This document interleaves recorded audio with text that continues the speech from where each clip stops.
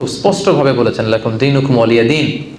তারা তাদের ধর্ম সুন্দরভাবে পালন করবে, আমরা আমাদের ধর্ম সুন্দরভাবে পালন করব, এবং এটাই হচ্ছে ইসলামের সাম্প্রদায়িক সম্প্রীতির শিক্ষা। ইসলাম সব সময় আমাদেরকে অন্য ধর্মের প্রতি শ্রদ্ধাশীল। আলাইকুম রহমতুল্লাহি ওয়া বারাকাতুহু।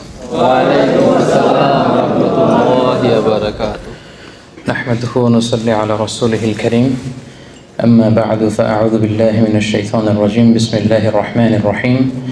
لا ينهاكم الله عن الذين لم يقاتلوكم في الدين ولم يخرجوكم من دياركم أن تبروهم وتقسطوا إليهم إن الله يحب المقسطين صدق الله العظيم। মালয়েশিয়ান প্রবাসী ব্যবসায়ী ভাইদের আয়োজনে আজকের এই প্রোগ্রামে যারা আপনারা উপস্থিত হয়েছেন, আপনাদের সবাইকে জানাচ্ছি আন্তরিক শুভেচ্ছা এবং অভিনন্দন। শুরুতে আমরা আল্লাহ রাব্বুল ইজ্জা ওয়াল জালালের দরবারে শুকরিয়া জ্ঞাপন করছি যে আল্লাহ তাআলা আজকে আমাদেরকে মালয়েশিয়ার রাজধানী কুয়ালালামপুরের হোটেল পুলম্যানের এই বলরুমে এই চমৎকার সন্ধ্যায় কিছু দিনই কথা শুনবার জন্য একত্রিত করেছেন। এজন্য আমরা আল্লাহ রাব্বুল ইজ্জা ওয়াল জালালের দরবারে শুকরিয়া জানাই, আমরা আল্লাহ তাআলাকে থ্যাঙ্কস জানাই। আমরা সবাই পড়ছি কালিমাতু শুকুর আলহামদুলিল্লাহ। আলহামদুলিল্লাহ। আপনাদের সবাইকে আহলান ওয়া সাহলান ওয়া মারহাবান বিকুম ফি হাদাল লিকা আত-তাইয়িব আল খালিস আল মুবারক। সম্মানিত শুধু আমি একটা টপিক নিয়ে আজকে আপনাদের সাথে কথা বলতে চাই, সেটা হচ্ছে রিলেশন উইথ নন মুসলিম। ভিন্ন ধর্মাবলম্বীদের সাথে অ্যাজ এ মুসলিম আমাদের সম্পর্কটা কেমন হওয়া উচিত অন্য ধর্মাবলম্বীদের সাথে। How should be our relationship with the people of different faith. আমাদের ফেইথ একটা, অন্যদের ফেইথ আরেকটা। লাকুম দীনুকুম ওয়ালিয়া দীন। They have their faith and we have our faith. তো এই যে ভিন্ন ধর্মের অনেক লোকদের সাথে আমাদের বসতে হয়, মিশতে হয়, উঠতে হয়, ডিলিংস করতে হয়, তাদের সাথে আমাদের সম্পর্কের স্বরূপটা কেমন হবে, ধরনটা কেমন হবে, এ ব্যাপারে ইসলামের গাইডলাইনটা কি, এ ব্যাপারে আমরা কথা শুনবো।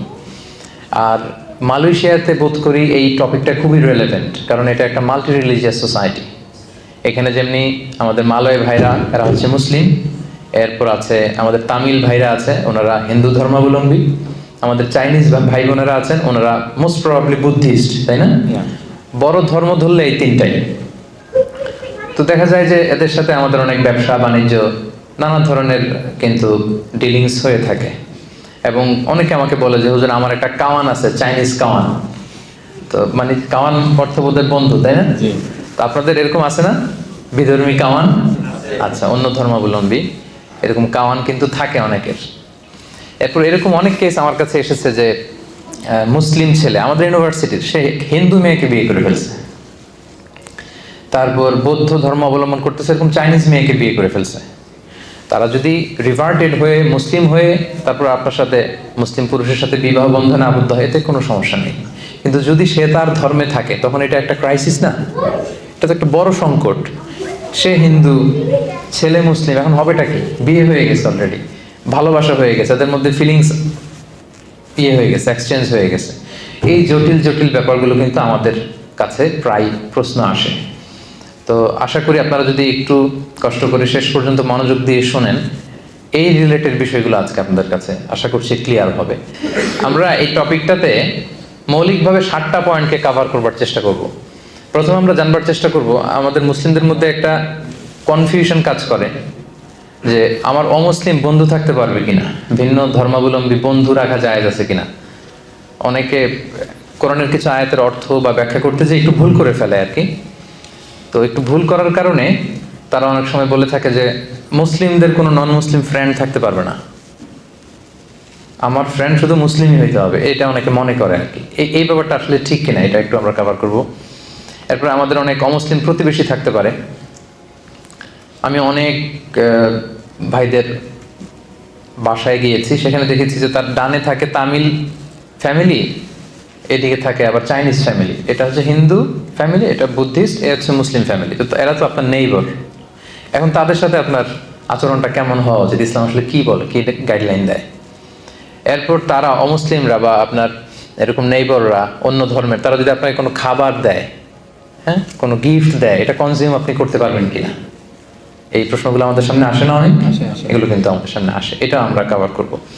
এরপর অমুসলিমদের সাথে আমাদের সামাজিক, অর্থনৈতিক, রাজনৈতিক আমাদের যে সম্পর্ক, এই সম্পর্কটা কেমন হওয়া উচিত, ইসলাম কি বলে এটা বলবো।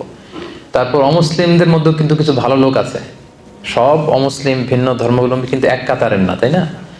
তো তাদের কোনো ভালো কাজ দেখলে এটা আমরা সুনাম করতে পারবো কিনা, তাদের কাজের স্বীকৃতি দিতে পারবো কিনা, তাদের প্রশংসা করতে পারবো কিনা, তাদেরকে রেসপেক্ট দেখানো যাবে কিনা, আমাদের ধর্মের লেজিসলেশনটা কি, এটা আমরা কভার করব।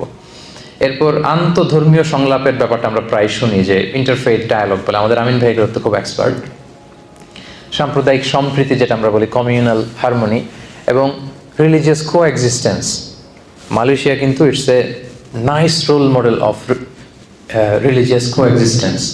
ধর্মীয় সহাবস্থানের জন্য গোটা বিশ্বে মালয়েশিয়া কিন্তু একটা রোল মডেল।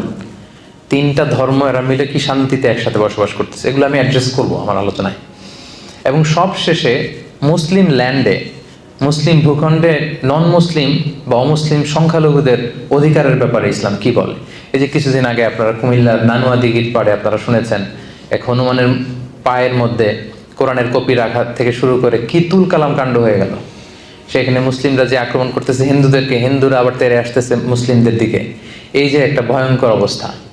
তো এগুলো আসলে অনেক রাজনৈতিক উদ্দেশ্য হাসিলের জন্য, নিজেদের ফায়দা হাসিলের জন্য কিছু দুষ্কৃতিকারীরা কিন্তু এটা করে। আদতে কিন্তু বাংলাদেশে ওরকম দাঙ্গার হিস্ট্রি নেই। আমরা কিন্তু আবহমান কাল থেকে হিন্দু মুসলিম একসাথে, মানে একই সাথে আমাদের রোজাও চলে, এদের আবার পূজাও চলে এক সময়। আমরা তাফসীর প্রোগ্রাম করলে এরা, এদের ঢোল বাদ্য বাজানোর প্রোগ্রাম থাকলে এরা আকপিস করে দেয়। আবার আমরা যদি আগে জানি ওখানে হিন্দুদের বড় প্রোগ্রাম, আমরা আমাদের তাফসীর প্রোগ্রামকে একটু আকপিস করি। তো এই সুসম্পর্ক সম্প্রীতি কিন্তু আমাদের দেশে আছে। তো এত সুখ আবার অনেকের পছন্দ হয় না। বাংলাদেশে এত সমৃদ্ধি, এত সম্প্রীতি, ফলে কিন্তু নানা ধরনের ষড়যন্ত্রের কবলে আমাদের এই বাংলাদেশের সম্প্রীতি কিন্তু এখন হুমকির মুখে আমরা দেখতে পাচ্ছি। তো এগুলো থেকে বেরিয়ে আসার উপায় কি এবং ইসলাম আমাদেরকে কি গাইডলাইন দেয়, এই বিষয়ে আজকে আমরা কথা শুনবো। তাহলে মূল টপিক ছিল what should be our relation with the people of different faith, আর সাব টপিক কি কি থাকবে এটা আমি আপনাদের সাথে শেয়ার করলাম। পুরো বুঝতে পেরেছেন ব্যাপারটা? কি নিয়ে আলোচনা করব? বোরিং হচ্ছে না তো আপনারা? তো প্রথমে আমরা বলবো যে অমুসলিমরা আমাদের বন্ধু হতে পারবে কিনা। এই ব্যাপারটা নিয়ে কথা বলতে যে আমাদের অনেক মুসলিম ভাই বোনেরা একটু সংশয়ে থাকেন কোরআনের কয়েকটা আয়াত নিয়ে। আয়াতগুলো কি একটু বলি। এক নম্বর হচ্ছে সূরা আলে ইমরানের 28 নম্বর আয়াতের অর্থ করতে যে একটু গুলিয়ে ফেলেন। আল্লাহ তাআলা সে আয়াতে বলছেন লা ইয়াত্তাখিযুল মুমিনুনাল কাফিরিনা আউলিয়া মিন দুনিল মুমিনিন, অর্থাৎ বিশ্বাসীরা, মুমিনরা যেন মুমিন ছাড়া অন্য কাউকে, মানে কাফির কাউকে, কাফিরদেরকে যেন আউলিয়া হিসেবে গ্রহণ না করে। আই রিপিট, আবারও বলছি, বিশ্বাসীরা যেন আরেক বিশ্বাসীকে ছাড়া কোনো কাফিরকে তাদের আউলিয়া না বানায়। এখন আউলিয়া মানে কি? আউলিয়ার অর্থ করতে যে অনেকে অর্থ করে বন্ধু, অনেক ট্রান্সলেশনে কি বলে? বন্ধু। আসলে এই অর্থটা ভুল। মুমিন যেন মুমিন ছাড়া অন্য কাউকে বন্ধু না বানায়, কথাটা ঠিক না। তাহলে সঠিকটা কি আমরা বলবো এখনই। আরেকটা আয়াত এরকম আছে, কনফিউশনে পড়ে যায়, সূরাতুল মায়েদার 51 নম্বর আয়াত। আল্লাহ তাআলা বলছেন ইয়া আইয়ুহাল্লাযীনা আমানু লা তাত্তাখিযুল ইয়াহুদা ওয়ান নাসারা আউলিয়া, মানে ওহে বিশ্বাসীরা, তোমরা ইহুদি নাসারাদেরকে তোমাদের আউলিয়া বানিও না। এটার অর্থ অনেকে করে কি? বন্ধু। তার মানে এই দুই আয়াতের অর্থ করতে যে অনেকে বলে মুমিন যেন মুমিন ছাড়া কোনো কাফিরকে আউলিয়া না বানায়, মানে বন্ধু না বানায়। আবার পরের আয়াতে ওহে বিশ্বাসীরা, খবরদার ইহুদি নাসারাদেরকে তোমাদের আউলিয়া বানিও না। অর্থ কি করে? বন্ধু বানিও না। এই ব্যাপারটাতে সংশয়। আসলে আউলিয়া শব্দটা হচ্ছে বহু বচন, এর এক বচন হচ্ছে ওয়ালি। আমরা বলি না ওয়ালি, ওয়ালি ওলি বলি না, ওলি বড় আল্লাহর ওলি, এই ওলি আর কি, শুদ্ধ আরবি হচ্ছে ওয়ালি। তো ওয়ালির প্লুরাল হচ্ছে আউলিয়া। ওয়ালির অনেক অর্থ, বন্ধু বা ফ্রেন্ড এটাও জন্য একটা অর্থ, আরো অনেক অর্থ আছে। এখানে আসলে পারফেক্ট অর্থ হবে যদি আপনি বলেন যে বন্ধু না বলে যদি অর্থ আপনি গার্ডিয়ান বলেন, প্রোটেক্টর বলেন, ভেরি ইন্টিমেট ক্লোজ ফ্রেন্ডশিপ বলেন, তখন অর্থটা ঠিক আছে। তার মানে সঠিক অর্থ হবে কোনো মুমিন যেন মুমিনকে বাদ দিয়ে কোনো কাফিরকে তার গার্ডিয়ান না বানায়। পার্থক্য আছে না? এক জায়গায় বলা হলো বন্ধু, আর আরেক জায়গায় বলা হচ্ছে গার্ডিয়ান। সো গার্ডিয়ান যদি বলা হয় তাহলে পারফেক্ট অর্থ হয়। মানে আমরা কোনো নন মুসলিমকে আমাদের গার্ডিয়ান বানাতে পারবো না। পারবো নাকি? আমাদের গার্ডিয়ান ওটা কিভাবে হবে? হলে তো আমাদের ইমানদার যিনি আছেন, আমাদের নেতা, আমাদের প্রিয় ভাজন যিনি আমাদেরকে গাইড করে লিড দেয়, সে হবে মুমিন, হবে মুমিনের বলি, আল্লাহ আল্লাহ রাসূল হবে মুমিনদের বলি। তো ওয়ালায়া যেটা গার্ডিয়ানশিপ, এটা হচ্ছে আ'লা মিনাস সাদাকা, বন্ধুত্বের চেয়ে এটা অনেক উপরে। কিন্তু সিম্পলি আমরা যে ভুলটা করে ফেলি, আমরা বন্ধু বলে ফেলি। কাফির আমার বন্ধু হতে পারবে না, ইহুদি নাসারা আমার বন্ধু হতে পারবে না, এটা ভুল। আসল অর্থ হবে ইহুদি নাসারা কাফির অন্য ধর্মের কেউ আমাদের গার্ডিয়ান হতে পারবে না। কথা বুঝতে পেরেছেন? তাহলে প্রথম পয়েন্টটা ক্লিয়ার না? বন্ধু হতে কোনো সমস্যা নাই, স্বাভাবিক যে ফ্রেন্ডশিপ এটা হতেই পারে। যে কারোর সাথে হতে পারে না? হতে পারে। এই যে এখানে আপনি আছেন, এই যে কাওয়ান কাওয়ান বলতেছিলাম কেন? আপনাদেরকে বোঝানোর জন্য আর কি। কাওয়ান ওয়ার্ডটা আমার লাগতেছিল আপনাদেরকে বোঝানোর জন্য। তো তারা আপনাদের আসলে কাওয়ান হতে পারে, বন্ধু হতে পারে, কোনো সমস্যা নাই। কিন্তু তাদেরকে ওইরকম লয়াল গার্ডিয়ানশিপ দেওয়া যাবে না, তাদেরকে প্রোটেক্টর হিসেবে নেওয়া যাবে না, কিন্তু স্বাভাবিক বন্ধুত্ব হতে পারে। তাহলে প্রথম যেই আমাদের মিসকনসেপশন, এটা আপনাদের কাছে ক্লিয়ার হয়েছে? ক্লিয়ার। এটা আরো ক্লিয়ার হবে আপনাদের কাছে আমি যদি কোরআনের আরেকটা আয়াতকে এখানে রেফার করি, সূরাতুল মুমতাহিনার 8 নম্বর আয়াত, যে আয়াতটি দিয়ে আমি আজকের আলোচনা শুরু করেছি। সেখানে আল্লাহ তাআলা বলছেন, লা ইয়ানহাকুমুল্লাহু আনিল্লাযীনা লাম ইউকাতিলুকুম ফিদ-দীন ওয়া লাম ইউখরিজুকুম মিন দিয়ারিকুম আন তাবাররুহুম ওয়া তুকসিতু ইলাইহিম ইন্নাল্লাহা ইউহিব্বুল মুকসিতিন। এর মানে হচ্ছে, যারা অমুসলিমদের মধ্যে থেকে যারা তোমাদের সাথে যুদ্ধ করে না আর তোমাদেরকে তোমাদের ঘরবাড়ি থেকে তাড়িয়ে দেয় না, তাদের সাথে ভালো আচরণ করতে কিন্তু আমি আল্লাহ নিষেধ করি নাই। তাদের সাথে মহানুভবতা দেখাতে, ন্যায় পরায়ণতা দেখাতে, সুন্দর আচরণ দেখাতে কিন্তু আমি আল্লাহ নিষেধ করি নাই, বরং এটাই আমি আল্লাহর আদেশ। কারণ ইন্নাল্লাহা ইউহিব্বুল মুকসিতিন, আল্লাহ তাআলা ন্যায় পরায়ণ যারা আছে তাদেরকে পছন্দ করে। অন্যের প্রতি যারা দয়া দেখায় তাদেরকে আল্লাহ তাআলা কি করে? পছন্দ করে। তাহলে আমরা কিন্তু বুঝতে পারলাম দুইটা কাজ যারা করে তাদের সাথে আমাদের সমস্যা, কিন্তু এই দুইটা কাজ যে সমস্ত অমুসলিমরা করছে না আমাদের সাথে, তাদের সাথে আমাদের কোনো ঝামেলা নাই। সেই দুইটা কাজ কি? এক হচ্ছে আমাদের সাথে যারা শত্রুতা দেখায় না, বিরোধ দেখায় না, যুদ্ধে লিপ্ত না, আবার আমাদেরকে আমাদের ঘর থেকে উচ্ছেদ করছে না, এলাকা ছাড়া করছে না, এরকম যদি অমুসলিম হয় তাদের সাথে আমাদের ভালোবাসা দেখাতে, মহানুভবতা দেখাতে, ন্যায় পরায়ণতা দেখাতে কোনো বাধা আছে? নাই। আচ্ছা সিম্পলি ধরেন, এই যে মালয়েশিয়াতে ভিন্ন ধর্মের হিন্দু ভাইরা, তামিলরা, তারপর চাইনিজ বৌদ্ধ ধর্মের চাইনিজ ভাই বোনেরা, এরা কি আমাদের সাথে যুদ্ধে লিপ্ত? সবাই বলতে হবে যুদ্ধে লিপ্ত। তামিলরা যুদ্ধে লিপ্ত? থাও ধর্ম আছে একটা, এরা কি আমাদের বিরুদ্ধে যুদ্ধে লিপ্ত? তো এদের সাথে আমাদের কি সমস্যা? এদের সাথে আমাদের ফ্রেন্ডশিপ হতে পারে, এদের সাথে আমাদের ভালো আচরণ দেখানো লাগতে পারে। আল্লাহ তাআলা পুরো স্পেকট্রামটা উল্লেখ করেছেন, দ্য এন্টায়ার স্পেকট্রাম। বীর আর কিস্ত, বীর মানে হচ্ছে সর্বোচ্চ ভালোবাসা দেখানো, এটা প্রয়োজন আপনি দেখাতে পারেন। মা বাবার প্রতি যে আমরা সদাচরণ দেখাই, এটাকে আরবিতে বলে বিররুল ওয়ালিদাইন। আর কিস্ত হচ্ছে সমান সমান, সে যতটুকু ভালো আচরণ করে আমি অতটুকু করব। তাহলে আল্লাহ সর্বোচ্চ থেকে সর্বনিম্ন সবটার কথা আল্লাহ বললেন। কেউ যদি তোমাদেরকে তেড়ে না আসে, ধর্মযুদ্ধে লিপ্ত না হয় তোমাদের সাথে, তোমাদেরকে ভিটেমাটি ছাড়া করতে না চায়, তাদের সাথে ভালো আচরণ করতে আমি আল্লাহর কোনো নিষেধ নাই। এই আয়াত থেকে এবার বুঝতে পারছেন না যে সুন্দর আচরণ করতে হবে এদের সাথে। আর অন্য ধর্মাবলম্বী ভাই বোনদের সাথে ভালো আচরণ করলেই না তারা ইসলামের দ্য বিউটি অফ ইসলামকে তারা দেখবে, বুঝবে।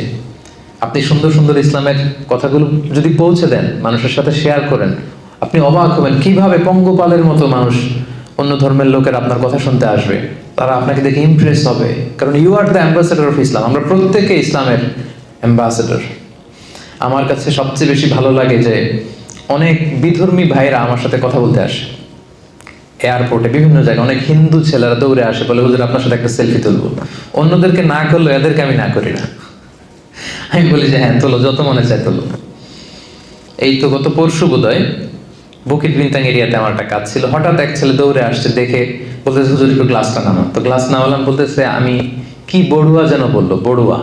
তো বলতেছে আমি বৌদ্ধ ধর্মের, বাড়ি কোথায়? কক্সবাজার। তো কি করো? এখানে কাজ করি। তো বলে আমি বৌদ্ধ হলেও আপনার আলোচনা সব শুনি, আমি আপনার আলোচনাগুলো আমার খুব ভালো লাগে, আমি অনেক কিছু শিখতেছি। So this is the way. এইভাবেই তো ওদের কাছে পৌঁছতে হবে আমাদের। এমন তো হতে পারে সে আলোচনাগুলো শুনতে শুনতে ইসলামের সৌন্দর্য, ইসলামের এই যে ব্রড সেন্স, ইসলামের এই মাধুর্য, এগুলো দেখে একসময় সে কালেমা পড়ে কিন্তু মুসলমান হয়ে যেতে পারে না? আমাদের অনেক প্রোগ্রামে অনেক অন্য ধর্মের ভাই বোনেরা কিন্তু এসে কালেমা পড়ে মুসলমান হচ্ছে, তারা শাহাদা বাক্য পাঠ করতেছে। তো আপনি যদি ওদের সাথে কথাই না বলেন, আপনি যদি ওদেরকে শত্রু জ্ঞান করেন, তো তারা কি আপনার সাথে মিশতে পারবে? পারবে না, তো কাছেই তো আসতে পারবে না। মুসলিম হওয়া, আমাদের ইসলাম সম্পর্কে জানা তো দূরের কথা। তাহলে সম্মানিত ভাইয়ের এটা ক্লিয়ার হলো যে আসলে বন্ধুত্বে, কোনো সাধারণ বন্ধুত্বে কোনো সমস্যা নেই। এবং যারা আমাদের প্রতি হেট্রেড ছড়ায়, তারপর হিংসা ছড়ায়, আমাদের সাথে বিরোধে লিপ্ত, আমাদেরকে উৎখাত করতে চায়, এদের সাথে আমাদের রিয়াকশন ভিন্ন। কিন্তু স্বাভাবিকভাবে কোনো অন্য ধর্মের লোকদের সাথে আমাদের খারাপ আচরণের সুযোগ নেই, বরং আল্লাহ তাআলা তাদের সাথে মহানুভব হতে বলেছেন, ভালো আচরণ করতে বলেছেন। যত সর্বোচ্চ আচরণটা, আমাদের ভালো আচরণের সর্বোচ্চটা কিন্তু তাদেরকে দেখাতে বলেছেন, যাতে এগুলো দেখে তারা ইসলামের প্রতি কি হয়, আকৃষ্ট হয়। বুঝতে পেরেছেন না ব্যাপারটা? ক্লিয়ার তো না? আচ্ছা, এবারে এতক্ষণ তো দলিল দিলাম, এবার কিছু কমন সেন্স বলি। এটা কমন সেন্সও আমাদের বলে যে আমাদের যেই ন্যাচারাল লাভ, ভালোবাসা, এইটা আমরা আটকাবো কিভাবে?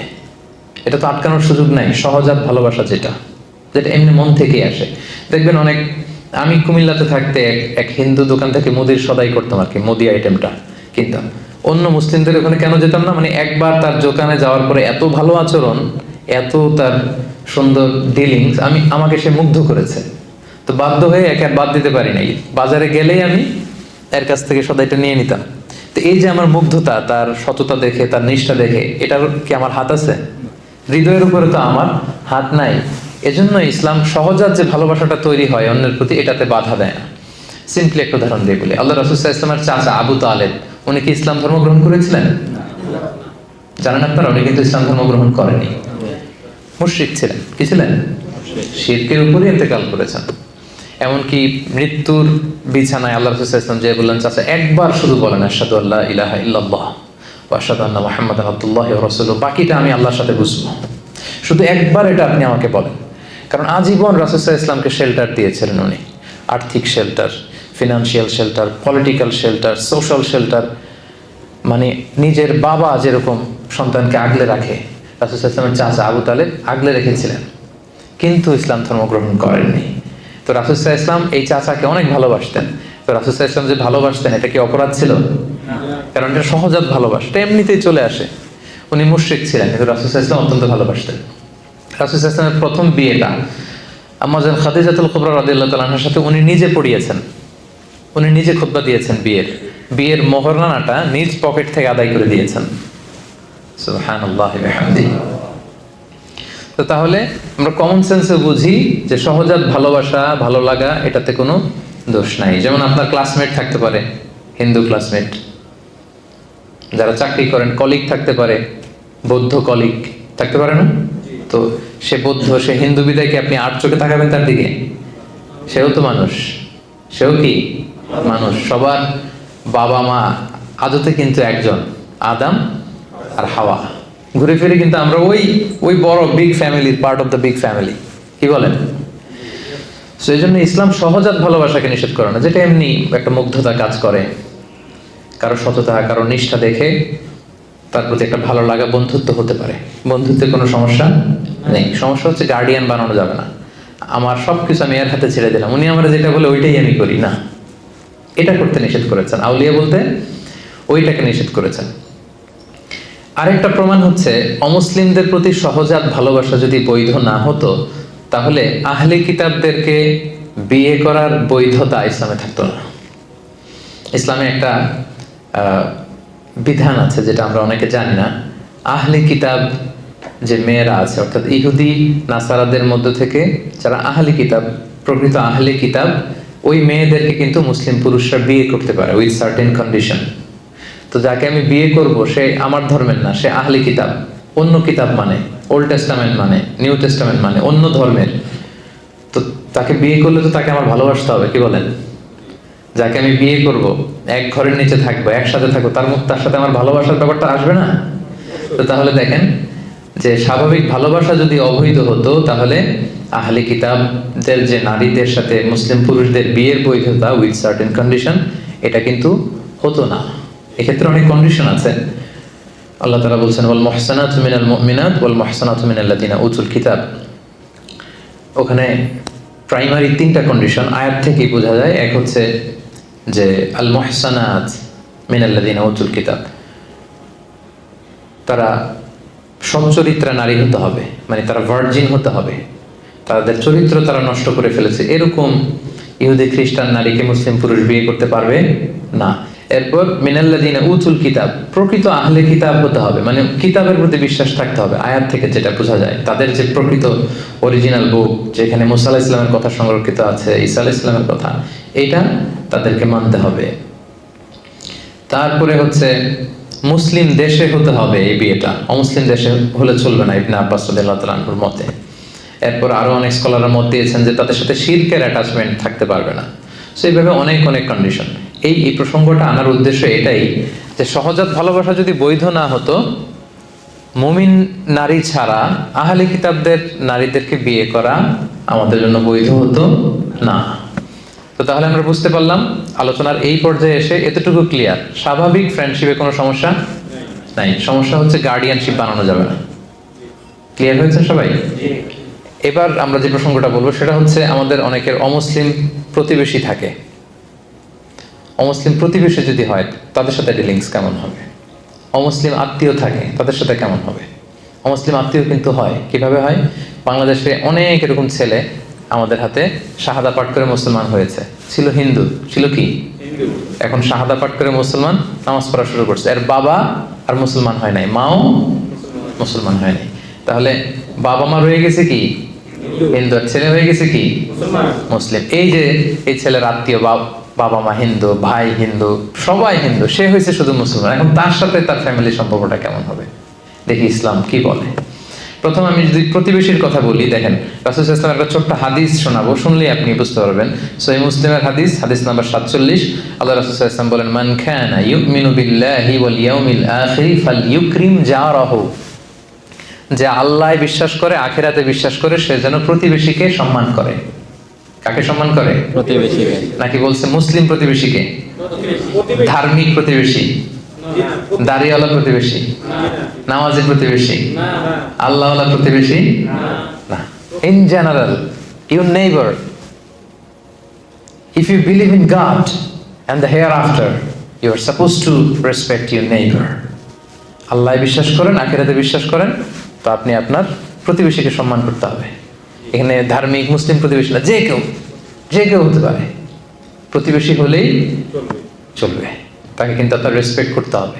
শর্তটা কি দেখছেন? যে আল্লাহরে মানে আর আখিরাতে মানে, সেজন্য এটা করে। আর এটা না করলে বোঝা যাবে আল্লাহর মানাতেও ঝামেলা আছে, আখিরাত মানাতেও ঝামেলা আছে, ভয়ঙ্কর কিন্তু কন্ডিশনটা। তাহলে এটা দিয়ে বুঝলেন প্রতিবেশীটা ইন জেনারেল, যে কেউ হোক প্রতিবেশী। এবার যদি দেখি আত্মীয়তার বন্ধনের ব্যাপারে, একই টেক্সটে আল্লাহ রাসূল সাল্লাল্লাহু আলাইহি ওয়াসাল্লাম বললেন, সহিহ বুখারীর হাদিস, হাদিস নাম্বার 6138, মান কানা ইউমিনু বিল্লাহি ওয়াল ইয়াউমিল আখিরি ফালইয়াসিল রাহিমাহ। যে আল্লাহ বিশ্বাস করে আর আখিরাতে বিশ্বাস করে, সে যেন আত্মীয়তার বন্ধনকে অটুট রাখে। নাকি বলছে সে তার মুসলিম আত্মীয় যারা আছে তাদের সাথে যেন বন্ধন অটুট রাখে, এরকম বলছে?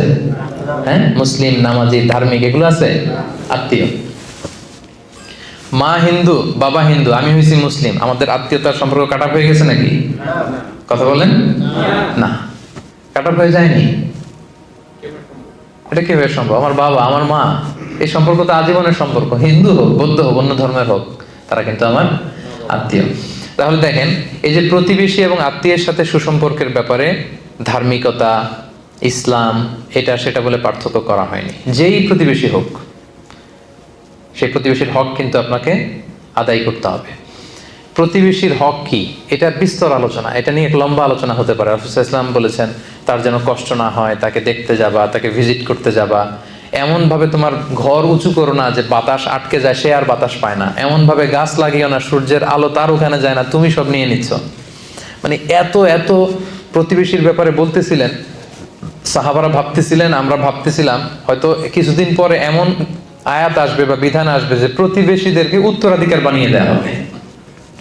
মানে সাহাবারা ভয় পাচ্ছিলেন নাকি রাসূল এখন বলে যে ছেলে মেয়েদেরকে যেমনি সম্পদ দেওয়া লাগে, বাড়ির দুই দিকে যারা থাকবে একেবারে সম্পদ দেওয়া লাগবে। এইটাই শুধু বাকি ছিল। সুবহানাল্লাহ ওয়া বিহামদিহি। শান্তির কি পয়গাম নিয়ে এসেছে ইসলাম। দেখেন আপনি, ইসলামের প্রত্যেকটা বিধান এতটা মানবিক, এতটা সুন্দর।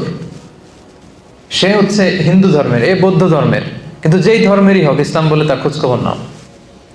সে বিপদে বললে তাকে সাহায্য করো, সে অসুস্থ হলে ভিজিট করো, you should visit the sick. সে হিন্দু হোক, বৌদ্ধ হোক, যে ধর্মের হোক। রাসূল সাল্লাল্লাহু আলাইহি ওয়াসাল্লাম অনেক ইহুদির বাসায় যে অসুস্থ হলে তাদেরকে দেখে আসতেন। সুবহানাল্লাহ, কি নবী ছিলেন তিনি। আমি ছোট্ট একটা ঘটনা আপনাদেরকে শোনাই। সহিহ বুখারীর হাদিস, হাদিস নম্বর 1356। রাসূল সাল্লাল্লাহু আলাইহি ওয়াসাল্লামের একজন ইহুদি কর্মচারী ছিল, ছোট্ট বয়সে ছোট। কোন ধর্মের সে? সবাই বলেন কোন ধর্মের? ইহুদি কর্মচারী, ছোট বয়সে ছোট। আমি টেক্সটটা পড়ি। আনাস রাদিয়াল্লাহু তাআলা আনহু বলেন, কানা গুলামুন ইয়াহুদিয়ুন ইয়াখদুমুন নাবিয়্যা সাল্লাল্লাহু আলাইহি সাল্লাম। একটা ছোট্ট ইহুদি ছেলে ছিল, রাসূল সাল্লাল্লাহু আলাইহি ওয়াসাল্লামের কর্মচারী হিসেবে কাজ করত। ফামারিদা, হঠাৎ এই ছেলে অসুস্থ হয়ে গেল। আপনারা জানেন যে রাসূল সাল্লাল্লাহু আলাইহি ওয়াসাল্লাম যখন মক্কা থেকে মদিনায় গেলেন, ওইটাও মালয়েশিয়ার মতো এরকম মাল্টি রিলিজিয়াস সোসাইটি ছিল। ইহুদিদের 3 গোত্র, আবার আউস খাজরাজের কিছু মুশরিক এখনো মুসলিম হয় নাই, আর মুহাজির যারা আসছেন মক্কা থেকে রাসূল সহ যারা আসছেন সবাই তো মুমিন। তাহলে মুমিন আছে, মুশরিক আছে, আবার ইহুদি আছে, অনেকগুলো হয়ে গেল না? পাশে আবার খ্রিস্টান ট্রাইব আছে নাজরানের আশেপাশে। তো রাসূল সাল্লাল্লাহু আলাইহি ওয়াসাল্লাম এই ছেলেকে ভাড়া করছেন কাজের জন্য। হঠাৎ দেখে আসে না একদিন, ফামারিদা, অসুস্থ হয়ে গেল। ফাআতাহু নবী সাল্লাল্লাহু আলাইহি ওয়াসাল্লাম ইয়াউদু, রাসূল সাল্লাল্লাহু আলাইহি ওয়াসাল্লাম তাকে ভিজিট করতে গেলেন। সুবহানাল্লাহ, আসে না কেন? কিছু লোক বলতেছে এই ছেলেটা তো অসুস্থ। রাসূল সাল্লাল্লাহু আলাইহি ওয়াসাল্লাম এবার ওকে দেখতে গেলেন। কার বাড়িতে?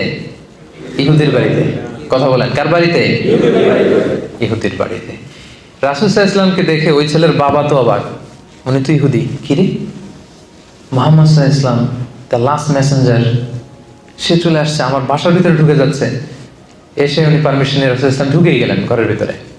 ফাকাআদা ইনদা রাসিহি, ওই ছোট্ট ছেলেটা মুমূর্ষু অবস্থা, জান যায় প্রায়, মাথার পাশে রাসূল সাল্লাল্লাহু আলাইহি ওয়াসাল্লাম বসলেন। ছেলেটা তাকিয়ে আছে রাসূল সাল্লাল্লাহু আলাইহি ওয়াসাল্লামের দিকে, বাবা দাঁড়িয়ে আছে। রাসূল সাল্লাল্লাহু আলাইহি ওয়াসাল্লাম তাকে বললেন, আসলিম, ইসলাম ধর্ম গ্রহণ করো। এবার ছোট্ট ছেলে হঠাৎ শকড, যে আমাকে বলতেছে ইসলাম ধর্ম গ্রহণ করতে, কি করব? তো সে দাঁড়িয়ে থাকা বাবার চেহারার দিকে তাকালো। ফানাযারা ইলা ওয়াজহি আবি, দেখি আব্বা কি বলে, আব্বা কি বলে দেখি। তো তার বাবা রাসূল সাল্লাল্লাহু আলাইহি ওয়াসাল্লামের আচরণ, রাসূল সাল্লাল্লাহু আলাইহি ওয়াসাল্লামের ব্যক্তিত্ব দেখে এতটাই মুগ্ধ, কিং কর্তব্য বিমূঢ় হয়ে সে বলতে আরম্ভ করলো, ফাকালা লাহু আতি' আবুল কাসিম সাল্লাল্লাহু আলাইহি ওয়াসাল্লাম। ছেলেকে বলতেছে, ঠিক আছে, উনি যা বলে তাই করো। সুবহানাল্লাহ। আবুল কাসেম, রাসূল সাল্লাল্লাহু আলাইহি ওয়াসাল্লামের সন্তানের নাম ছিল কাসেম। আবুল কাসেমের আনুগত্য করো, যা বলে তাই করো। তখন ছেলেটা বলতে আরম্ভ করলো, আশহাদু আল্লা ইলাহা ইল্লাল্লাহ ওয়া আশহাদু আন্না মুহাম্মাদার রাসূলুল্লাহ। ফাআসলামা, সে শাহাদা বাক্য পাঠ করে মুসলমান হয়ে গেল। ফাখারাজা রাসূলুল্লাহ সাল্লাল্লাহু আলাইহি ওয়াসাল্লাম, রাসূল সাল্লাল্লাহু আলাইহি ওয়াসাল্লাম এবার ঘর থেকে বের হলেন। ইয়াকুল, এই বলতে বলতে বের হলেন, আলহামদুলিল্লাহিল্লাযী আনকাযাহু মিনান নার, প্রশংসা সে আল্লাহর, যে আল্লাহ একজন জাহান্নামীকে মুহূর্তের মধ্যে জান্নাতি বানিয়ে দিয়েছে। এই শাহাদা বাক্য, এই বিশ্বাসটুকু হৃদয়ে ধারণ করার আগে আমার এই গোলাম ছিল জাহান্নামী, আহলুন নার, আগুনের অধিবাসী। সে আল্লাহর প্রশংসা যে মুহূর্তের মধ্যে তাকে জান্নাতের অধিবাসী বানিয়েছে। সুবহানাল্লাহ ওয়া বিহামদিহি। সহিহ বুখারীর হাদিস। এটা কেন আমি এখানে উল্লেখ করলাম, যে রাসূলুল্লাহ সাল্লাল্লাহু আলাইহি ওয়াসাল্লাম ইহুদির বাসায় যে অসুস্থকে ভিজিট করতেন, আর আমরা মুসলিম ভাই আরেক মুসলিমের খবর নেই না। আমরা তো মুমিন, ইমানের বন্ধনে আমরা আবদ্ধ, আমরা একে অপরের সাথে সুসম্পর্ক বজায় রাখি না। রাসূল সাল্লাল্লাহু আলাইহি ওয়াসাল্লাম ভিন্ন ধর্মাবলম্বীদের ঘরে যে তিনি ইসলামের বাণী পৌঁছিয়েছেন। ইসলাম তো এইভাবে প্রচার হয় নাই, আমরা তো জন্মসূত্রে ইসলাম পেয়েছি, এই জন্য এটার মর্ম বুঝি না। জন্মেই দেখি যে আজান, তারপর একামত, দেখি যে কোরআন, হাদিস, ওয়াজ, মাহফিল, কিন্তু নবীরা প্রতিটা পদে পদে নিজেদেরকে প্রমাণ করে করে ইসলামের এই বাণীকে কিন্তু প্রচার করতে হয়েছে। আল্লাহ রাসূল সাল্লাল্লাহু আলাইহি ওয়াসাল্লাম ওনার আচরণ দিয়ে, ব্যক্তিত্ব দিয়ে এভাবে ইসলামের পয়গাম পৌঁছিয়েছেন। তবে সম্মানিত শুধু আমার প্রতিবেশী যে ধর্মের হোক, যে ধর্মের হোক, প্রতিবেশীর খোঁজ খবর আমাকে নিতে হবে। এখন থেকে পারবেন না আপনারা? আশেপাশে যারা থাকে যে ধর্মের হোক, একটু খোঁজ নেন। অসুস্থ হলে কিছু নিয়ে যান, সামান্য ফল নিয়ে যান, একটু খোঁজ খবর রাখার চেষ্টা করেন। এটা হচ্ছে ইসলামের শিক্ষা। তাহলে প্রতিবেশী গেল। এবার আমরা যদি আত্মীয়তার কথা বলি, যে প্রফেটের টাইমে এরকম হয়েছে যে বাবা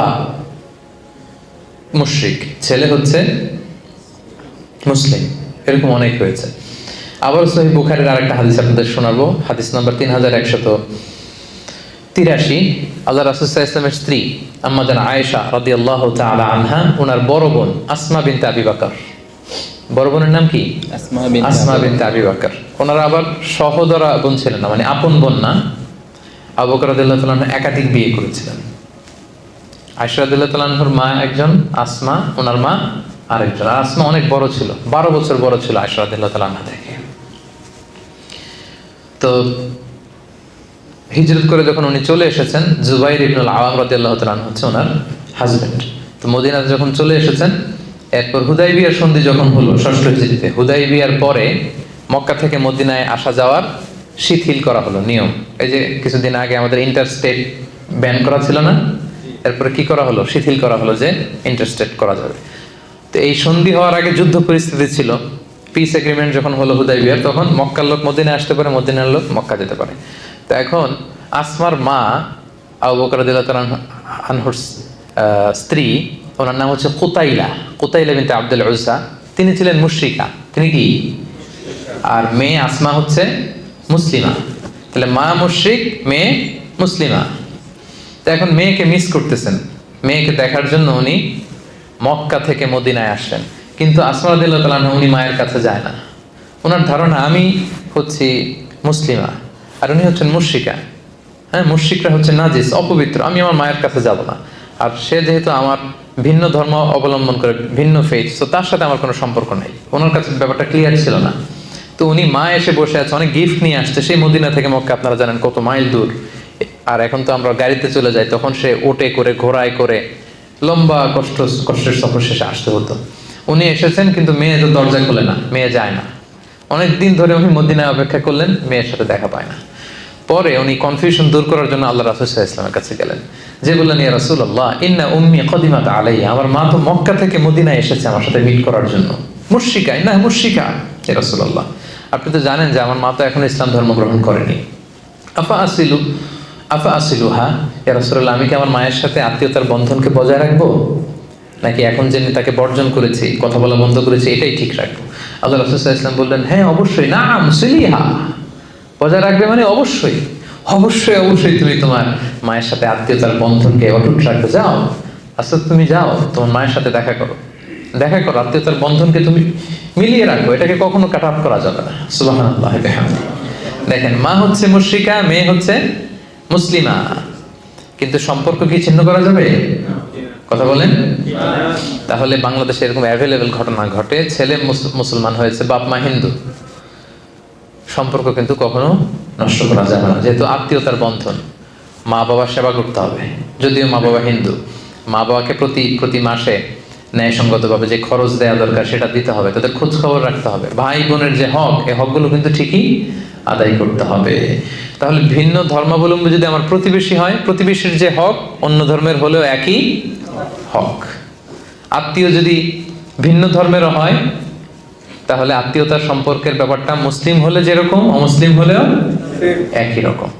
তাহলে সেখানে আর স্বাভাবিক বন্ধুত্ব না। অমুসলিমদের সাথে প্রথমে তো জানলাম বন্ধুত্ব, ফ্রেন্ডশিপ হতে পারে, কিন্তু প্রতিবেশী হলে এটার গভীরতা আরো বেশি, আত্মীয় হলে গভীরতা আরো বেশি। বুঝতে পেরেছেন সবাই?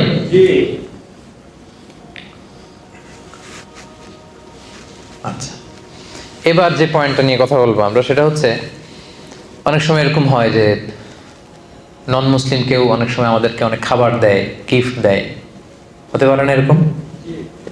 এই যে মালয়েশিয়াতে তো কি হয়, দিওয়ালি হয় না, এখানে দীপাবলি বলে, ইন্টারন্যাশনালি তো এটা হচ্ছে দিওয়ালি।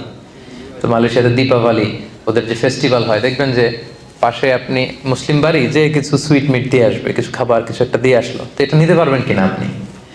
বা ধরেন কিছু ফলমূল দিয়ে আসলো, নিতে পারবেন কিনা? বা ধরেন মাছ মাংস কিছু একটা দিল আপনাকে, তাহলে আপনার নন মুসলিম ফ্রেন্ড, প্রতিবেশী বা কেউ যদি কিছু আপনাকে দেয় অন্য ধর্মের, ভিন্ন ধর্মাবলম্বী, আপনি নিতে পারবেন কিনা? This is the question. এটা মনে হয় খুবই রেলেভেন্ট, কি বলেন? আপনাদের এরকম বিভিন্ন সময় ঘটছে না এরকম কনফিউশন, কিরে নিব কি নিব না, খাবো কি খাবো না, জায়েজ কি না জায়েজ? আজকে ক্লিয়ার হয়ে যান। আমরা দেখি যে রাসূল সাল্লাল্লাহু আলাইহি ওয়াসাল্লাম কি করতেন। আল্লাহ রাসূল সাল্লাল্লাহু আলাইহি ওয়াসাল্লাম উনি ওনার জীবদ্দশায় অমুসলিমদের কাছ থেকে কিছু নিয়েছেন কিনা উপহার বা গিফট হিসেবে, এটা দেখলেই তো আমাদের কাছে ক্লিয়ার হয়, কি বলেন? জি। আচ্ছা, আল্লাহ রাসূল সাল্লাল্লাহু আলাইহি ওয়াসাল্লাম যখন ষষ্ঠ হিজরিতে মুশরিকদের সাথে হুদাইবিয়া সন্ধি করলেন 10 বছরের, তখন একটু কোয়াইট এন্ড কাম সিচুয়েশন, এখন আর যুদ্ধ নাই। তো রাসূল সাল্লাল্লাহু আলাইহি ওয়াসাল্লাম ভাবলেন যে দিস ইজ দ্য চান্স, এখনই তো সুযোগ, গ্লোবালি একটা গ্লোবাল নেভিগেশন দরকার আমার, গ্লোবালি আমি ইসলামটাকে ছড়াই দিব। উনি কাতেবে ওহীদেরকে ডেকে বললেন যে সবাই লিখো, আমার পক্ষ থেকে চিঠি লিখো। রাসূল ইসলাম নিজে লিখতেন না, লোক দিয়ে লেখাতেন, লিখো। রাসূল ইসলাম বলতেছেন, ওনারা চিঠি লিখতে আরম্ভ করলেন, বললেন যে বর্তমানে সুপার পাওয়ার কারা আছে বলো। তো সাহাবারা বলতে আরম্ভ করলো, একটা সুপার পাওয়ার আছে হচ্ছে ওই রোম সাম্রাজ্য, হিরাক্লিয়াস, লেখো, হিরাক্লিয়াসের কাছে লেখো। আর কে আছে? আরেকটা আছে কিসরার, পারস্যের সুপার পাওয়ার। আর কে আছে? আর ইস্কান্দারিয়ার মুকাউকেস আছে, মানে মিশরি সম্রাট। আর কে আছে? ওখানে ওখানে তৎকালীন সময়ে যত বড় বড় সুপার পাওয়ার ছিল, রাসূল সাল্লাল্লাহু আলাইহি ওয়াসাল্লাম সবার কাছে তখন দাওয়াতি চিঠি লিখতে আরম্ভ করলেন। তো অধিকাংশ সুপার পাওয়ারদের কাছে, সম্রাটদের কাছে যখন চিঠি নিয়ে যাওয়া হলো, ওনারা কেউ কেউ ইসলাম ধর্ম গ্রহণ করেছেন, কেউ কেউ করেননি, কিন্তু প্রায় প্রত্যেকেই রাসূল সাল্লাল্লাহু আলাইহি ওয়াসাল্লামের কাছে গিফট পাঠিয়েছিলেন। সুবহানাল্লাহ। আমরা একটা ঘটনা শুনি। মিশরের তখন বাদশা ছিল মুকাউকেস। মুকাউকেস ছিল মিশরের বাদশা, আলেকজান্দ্রিয়াতে উনি থাকতেন। ওনার কাছে যখন রাসূল সাল্লাল্লাহু আলাইহি ওয়াসাল্লামের চিঠি পাঠানো হলো, উনি চিঠি পড়ে তো মুগ্ধ। তিনি বুঝতে পারলেন যে এটা তো নবী। তখন তিনি, যিনি চিঠি নিয়ে গিয়েছিলেন, মোস্ট প্রবাবলি হাতিব ইবনে আবি বালতাআ রাদিয়াল্লাহু তাআলা আনহু, ওনার কাছে করে উনি অনেক গিফট পাঠিয়েছিলেন। কি কি গিফট শুনেন। 1000 গোল্ড কয়েন। ওনার ধর্ম হচ্ছে খ্রিস্ট ধর্ম। যে বাদশা রাসূলকে গিফট পাঠিয়েছেন, ওনার ধর্ম কি? খ্রিস্ট ধর্ম। তার মানে উনি কোন ধর্মের? খ্রিস্টান। খ্রিস্টান। উনি 1000 গোল্ড কয়েন, 1000 স্বর্ণমুদ্রা পাঠিয়েছেন। 2 বিউটিফুল ক্রিশ্চিয়ান স্লেভস, 2জন খ্রিস্টান সুন্দরী নারী পাঠিয়েছিলেন, দাসী। তখনকার এই প্রচলনটা ছিল। একজনের নাম হচ্ছে মারিয়া বিনতে শামআন আল কিবতি, আরেকজনের নাম হচ্ছে সিরিন। তো মারিয়াকে তিনি স্ত্রী হিসেবে রেখেছিলেন, আর সিরিনকে তিনি আরেক সাহাবীর জন্য দিয়েছিলেন, হাসান বিন সাবিত রাদিয়াল্লাহু তাআলা আনহু, রাসূল সাল্লাল্লাহু আলাইহি ওয়াসাল্লামের সভাকবি। এখানেই শেষ না, একজন পুরুষ কর্মচারী পাঠিয়েছিলেন 20 pieces of fine garments, 20 piece থান কাপড়। 20 পিস কি? যাতে রাসূল সাল্লাল্লাহু আলাইহি ওয়াসাল্লাম জামা বানাতে পারেন, থান কাপড় পাঠিয়েছেন। এরপর একটা গাধা পাঠিয়েছেন, একটা খচ্চর পাঠিয়েছেন। আল্লাহ রাসূল সাল্লাল্লাহু আলাইহি ওয়াসাল্লাম এই মুকাউকেসের পাঠানো সবগুলো গিফট তিনি গ্রহণ করেছিলেন। সুবহানাল্লাহ, সব গ্রহণ করেছিলেন। ধর্ম কি ছিল? খ্রিস্টান। কথা বলে না। খ্রিস্টান। খ্রিস্ট ধর্ম। আজকে মিজানুর রহমান আজহারি যদি নাই, আজকে ধরেন যে এখানকার খ্রিস্টান কোন ফেইথ লিডার, ধরেন চার্চের পোপ শুনলো যে বাংলাদেশে একজন দায়ী, তো তাকে আমি 2টা রাসূল সাল্লাল্লাহু আলাইহি ওয়াসাল্লামকে 20 পিস পাঠাইছে, ধরেন আমার জন্য 2 পিস থান কাপড় পাঠাইলো যে দিয়ে আসো তাকে। তারপরের দিন পত্র পত্রিকায় চলে আসবে এটা অবশেষে, না? আচ্ছা, তো তখন আসবে যদি খ্রিস্টান পাদ্রীর কাছ থেকে সে এগুলো নিছে, নাউযুবিল্লাহ মিন যালিক, আস্তাগফিরুল্লাহ। কত খারাপ, এত ভালো মনে করতাম ওনাকে। শেষমেশ খ্রিস্টানদের থেকে উনি জিনিসপত্র নেওয়া শুরু করলো। কিন্তু প্রফেট সাল্লাল্লাহু আলাইহি ওয়াসাল্লাম যে আসলে কি সুন্নাহ আমাদের জন্য রেখে গিয়েছেন, উনি আসলে কি করে গিয়েছেন, সেখান থেকে আমাদের শিক্ষাটা কি, ওইটাই আমাদের জানা নেই। মুকাউকেস সে খ্রিস্ট ধর্মের সম্রাট ছিল, খ্রিস্টান। তার পাঠানো গিফট রাসূল সাল্লাল্লাহু আলাইহি ওয়াসাল্লাম নিয়েছে, শুধু নিজেই নেন নাই, এক সাহাবীর সাথে শেয়ারও করেছেন। আর বেশিরভাগ জিনিস রাসূল সাল্লাল্লাহু আলাইহি ওয়াসাল্লাম বিভিন্ন সময় দিয়ে দিতেন মানুষকে, এগুলো রিসিভ করেছেন, আর কিছু হয়তো রেখেছেন, বেশিরভাগই তিনি দিয়ে দিয়েছেন। তার মানে অন্য ধর্মের কেউ যদি আপনাকে কোনো গিফট করে, আপনি নিতে পারবেন। এটা ক্লিয়ার হয়েছেন? আরো ক্লিয়ার করবো আমি সামনে। আলী রাদিয়াল্লাহু তাআলা আনহু উনি বর্ণনা করেন, মুসনাদে আহমদ ইবনে হাম্বলে হাদিসে এসেছে, উনি বলেন যে আহদা কিসরা লিরাসূলিল্লাহ সাল্লাল্লাহু আলাইহি ওয়াসাল্লাম ফাকাবিলা মিনহু ওয়া আহদা লাহু কাইসার ফাকাবিলা ওয়া আহদাত লাহুল মুলুকু ফাকাবিলা মিনহা। মানে রাসূল সাল্লাল্লাহু আলাইহি ওয়াসাল্লামকে কিসরা, কাইসার এবং যত যত রাজা বাদশারা যত গিফট রাসূলকে দিয়েছিলেন, সবগুলো গিফট রাসূল সাল্লাল্লাহু আলাইহি ওয়াসাল্লাম গ্রহণ করেছিলেন। সুবহানাল্লাহ। এতগুলো খ্রিস্টানের কথা, তার মানে বাকিদের যদি হিসাব করেন দেখা যাবে যে কেউ ছিল ইহুদি, তারপরে কিসরার সাথে ছিল অগ্নি উপাসক। কিসরার প্রধান সে কি ছিল? অগ্নি উপাসক। তাদের দেয়া জিনিসও কিন্তু রাসূল সাল্লাল্লাহু আলাইহি ওয়াসাল্লাম নিয়েছেন। এরপর আলী রাদিয়াল্লাহু তাআলা আনহু নিজে যখন খলিফা ছিলেন, অগ্নি উপাসকদের একটা আপনার ফেস্টিভ্যাল হয়, নাইরুজ বলে ওরা। কি বলে? নাইরুজ, যেটাকে বাংলায় বলে নওরোজ, মানে নববর্ষ। নববর্ষের ওদের একটা ফেস্টিভ্যাল হয়, তখন আলী রাদিয়াল্লাহু তাআলা আনহুকেও তারা গিফট দিত। আলী রাদিয়াল্লাহু তাআলা আনহু সেই গিফট গ্রহণ করতেন। এবার আমরা মুসান্নাফে ইবনে আবি শাইবার একটা হাদিস শুনবো। আয়েশা রাদিয়াল্লাহু তাআলা আনহার কাছে এক নারী এসে বললেন, আম্মাজান, অগ্নি উপাসকরা তাদের নওরোজের প্রোগ্রামের সময় আমাদেরকে ভুনা পাখি উপহার হিসেবে পাঠায়। কি পাঠায়? ভুনা পাখি। ভুনা পাখি। আমরা কি এটা খাইতে পারবো? আমাদের আয়েশা বললেন, আম্মা মা যুবিহা লিযালিকাল ইয়াউম ফালা তাকুলু ওয়ালাকিন কুলু মিন আশজারিহিম। বলতেছে ওই দিন তাদের প্রোগ্রামে তারা যেটা জবাই করে, জবাইকৃত কোনো জিনিস খেতে পারবে না, বরং তাদের গাছের যে ফলমূল, শাকসবজি, এই সমস্ত মিষ্টান্ন যেগুলো দেয়, এগুলো খেতে পারবা। তাহলে এখান থেকে আমরা বুঝতে পারলাম যে অন্য ধর্মের কেউ আপনাকে যদি মিষ্টি জাতীয়, চকলেট জাতীয় তাদের প্রোগ্রামে যা যা দেয় এগুলো আপনি খেতে পারবেন। আপনাকে যদি জামা কাপড় দেয়, নগদ কোনো গিফট করে, সেটা আপনি নিতে পারবেন। সব কিছুই নিতে পারবেন অ্যাকসেপ্ট তারা জবাই করেছে এমন কোনো প্রাণী যদি তারা আপনাকে দেয়। লেটসে হিন্দুদের কোনো প্রোগ্রামে দীপাবলিতে তারা যদি মুরগি জবাই করে, গরু জবাই করে, ওইটা দিলে আপনি খেতে পারবেন না। বৌদ্ধরা জবাই করেছে এরকম কোনো প্রাণী দিলে আপনি খেতে পারবেন না, কারণ কোনো প্রাণীকে হত্যা করার আগে, জবাই করার আগে কি বলতে হয়? আল্লাহর নাম। আল্লাহর নাম নিতে হয়। ওরা এটা নেয় না, এজন্য আমরা খেতে পারি না। তবে আহলে কিতাবদের কথা ভিন্ন। প্রকৃত আহলে কিতাব যারা in the name of god বলে, যারা বিসমিল্লাহ বলে জবাই করে, এরকম প্রকৃত আহলে কিতাবদের জবাই করে আপনি খেতে পারবেন। কিন্তু অন্য কোনো ধর্মের জবাই করা কোনো জিনিস আপনাকে দেয়া হলে আপনি খেতে পারবেন না। তো এমন তো না যে তারা শুধু আপনাকে ওই গোশতটাই দিবে, তারা হয়তো মাছ দিতে পারে, ডিম দিতে পারে, শাক দিতে পারে, ফলমূল সবই খেতে পারতেছে, শুধু ওই আইটেমটা আপনি খেতে পারবেন না। তাহলে অমুসলিম, ভিন্ন ধর্মের কেউ যদি আপনাকে কোনো উপহার সামগ্রী দেয়, সেটা কনজিউম করা কিন্তু আপনার জন্য জায়েজ আছে। এবং রাসূল সাল্লাল্লাহু আলাইহি ওয়াসাল্লামের সিরাত থেকে, সাহাবাদের প্র্যাকটিস থেকে কিন্তু আমরা এটা ক্লিয়ার হলাম। সবাই কি বুঝতে পেরেছেন? একেবারে ক্লিয়ার? পেছনে যারা বসেছেন আপনারাও? আচ্ছা, এবার আমরা তাদের সাথে ফিনান্সিয়াল ডিলিংস করা যাবে কিনা, নন মুসলিমদের সাথে ব্যবসায়িক লেনদেন, ফিনান্সিয়াল ট্রানজাকশন, এটা করা যাবে কিনা। রাসূল সাল্লাল্লাহু আলাইহি ওয়াসাল্লাম একটা হাদিস শোনাই, সহিহ মুসলিমের হাদিস, হাদিস নাম্বার 1603। দেখেন কত চমৎকার হাদিস, একটু খেয়াল করে শুনেন। আম্মা জান আয়েশা রাদিয়াল্লাহু তাআলা আনহা উনি বর্ণনা করেন, ক্বালাত ইশতারা রাসূলুল্লাহ সাল্লাল্লাহু আলাইহি ওয়াসাল্লাম মিন ইয়াহুদিয়্যিন তাআমান ওয়া রাহানাহু দিরআন মিন হাদীদ। রাসূল সাল্লাল্লাহু আলাইহি ওয়াসাল্লাম একবার এক ইহুদির কাছ থেকে কিছু খাবার কিনলো। খাবারটা ছিল বার্লি। কি ছিল? বার্লি। এক ইহুদির কাছ থেকে রাসূল সাল্লাল্লাহু আলাইহি ওয়াসাল্লাম কিছু খাবার কিনলেন। কার কাছ থেকে কিনলেন? ইহুদির কাছ থেকে। সবাই বলেন, কার কাছ থেকে? ইহুদির কাছ থেকে তিনি কিছু বার্লি কিনলেন। তো বার্লির টাকা পরিশোধ করার মতো টাকা ওনার কাছে ছিল না, পয়সা ছিল না। তো পয়সা ছাড়া সে কি বার্লি দিবে? এ তো দিবে না। তো রাসূল সাল্লাল্লাহু আলাইহি ওয়াসাল্লাম যেটা করলেন, উনি ওনার যুদ্ধের পোশাকটা বন্ধক রাখলেন। আর্মার মানে যুদ্ধস্ত্রাণ, যেটা যুদ্ধের একটা পোশাক আছে, লোহার শিকল দিয়ে ছোট ছোট বুনন দিয়ে এটাকে তৈরি করা হয়। তো এটা পরে যুদ্ধে গেলে তীর মারলে তীর ঢোকে না, ছুরি মারলে ছুরি ঢোকে না। রাসূল সাল্লাল্লাহু আলাইহি ওয়াসাল্লাম এরকম একটা আর্মার ছিল।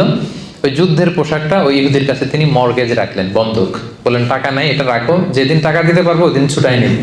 আমরা বন্ধক রাখি না অনেক জিনিস। তো রাসূল সাল্লাল্লাহু আলাইহি ওয়াসাল্লাম ইহুদির কাছ থেকে বার্লি কিনেছেন জামা বন্ধক রেখে। সুবহানাল্লাহ বলবেন না? দেখেন কি সুন্দর ফিনান্সিয়াল ট্রানজাকশন। এখন এগুলো আমরা জানি না। তো মাল্টি রিলিজিয়াস সোসাইটি ছিল, তো আশেপাশে ইহুদিরা, এরা ছিল ব্যবসায়ী, তো ব্যবসা করতে হবে না? তার মানে এটা জায়েজ। তাদের সাথে স্বাভাবিক ব্যবসায়িক যে লেনদেন, টাকা ধার দেওয়া, ধার নেওয়া, বন্ধক রাখা, ঋণ নেওয়া, কিছু কেনা, তাদের কাছে বেচা, এটা জায়েজ। শরীয়তের কাজই হচ্ছে লাইফটাকে স্মুথ করে দেওয়া। আর বিধানগুলো এত সুন্দরভাবে ইসলাম দিয়েছে যেটাতে আমাদের লাইফটা স্মুথ হয়। এজন্য শরীয়তের আরেক নাম জীবন। শরীয়তের আরেক নাম কি?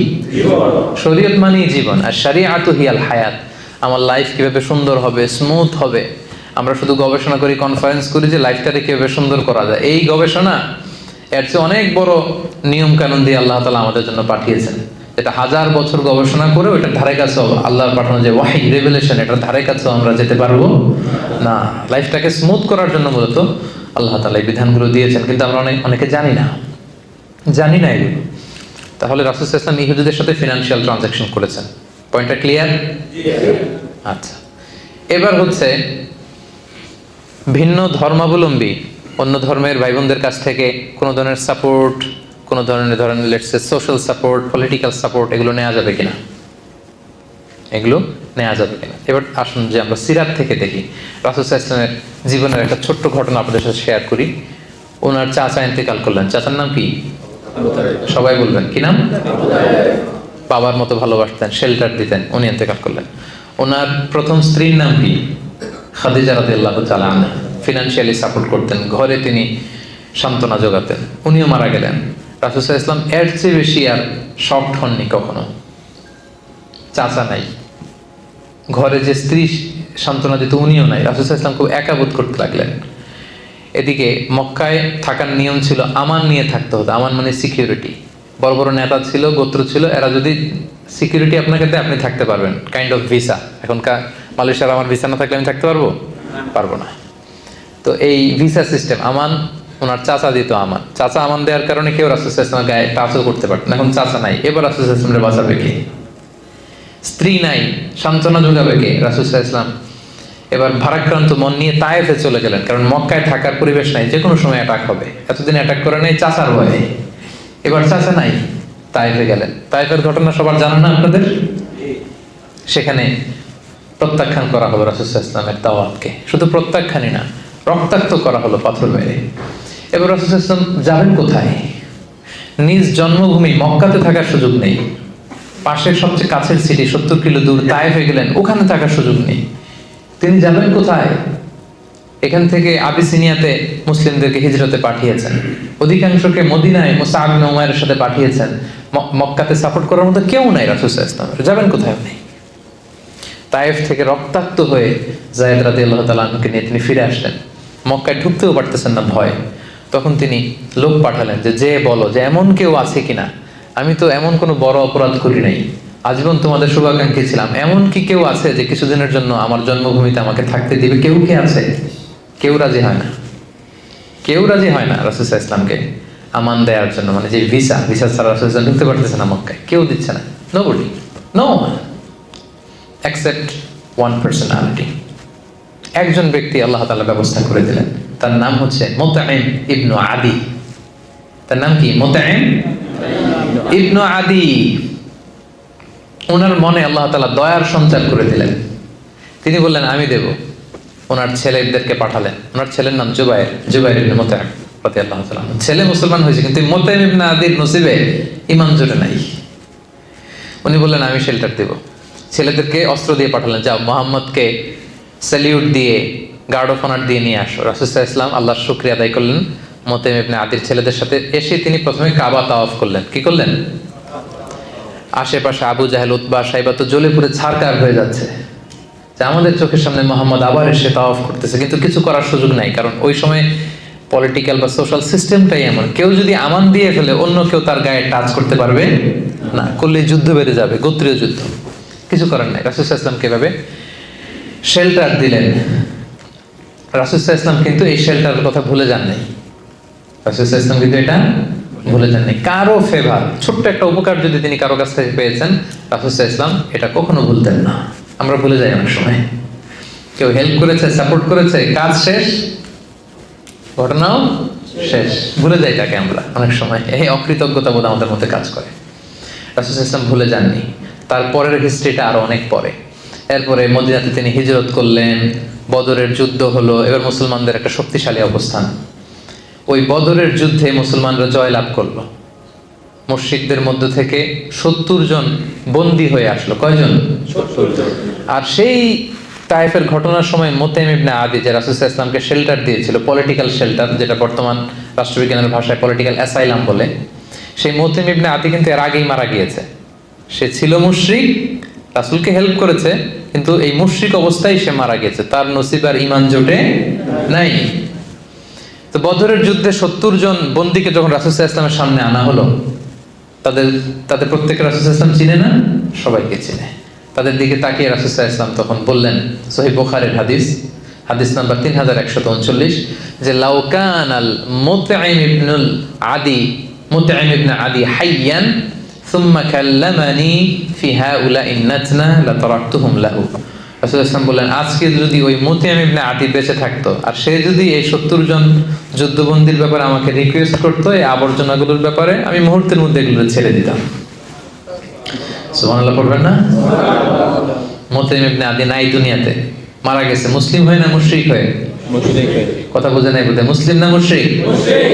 মুশরিক হয়ে মারা গেছে।